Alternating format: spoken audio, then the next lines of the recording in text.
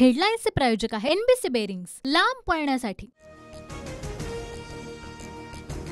अमित शहांसोबत शिंदे, फडणवीस आणि अजित पवारांची रात्री 1.5 तास बैठक। महायुतीच्या जागावाटपावर रात्री उशिरापर्यंत खलबत। उदयनराजे आणि अमित शहांची भाजप मुख्यालयामध्ये रात्री उशिरा बैठक। साताऱ्यातून उदयनराजेंना जवळपास उमेदवारी निश्चित, सूत्रांची माहिती। भाजपच्या केंद्रीय निवडणूक समितीच्या बैठकीमध्ये महाराष्ट्रातील नावांबाबत चर्चा। 7 राज्यांच्या उमेदवारांच्या नावावर शिक्कामोर्तब। शिवसेनेची धुरा राज ठाकरेंच्या हाती देण्याच्या चर्चांवर फडणवीसांचं उत्तर। असा कुणाचा पक्ष कुणाकडे जात नसतो। मनसेसोबत आमच्या फक्त युतीच्या चर्चा सुरू, फडणवीसांकडून स्पष्ट। काँग्रेसची महाराष्ट्रातील दुसरी यादी जाहीर। गडचिरोलीतून नामदेव किरसान तर नागपुरातून विकास ठाकरे यांना उमेदवारी।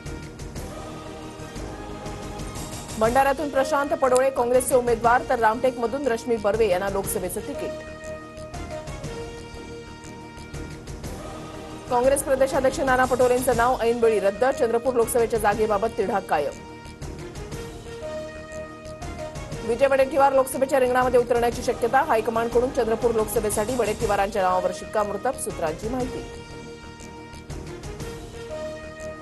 माझ्यावर गुन्हे दाखल करून तडीपार करण्याचं फडणवीसांनी पोलिसांना सांगितलंय। जरांगेंचा आरोप, तर तडीपार करण्यासारखं जरांगेंनी काय केलं? लोक जरांगेंचे कान भरतायत, फडणवीसांची प्रतिक्रिया।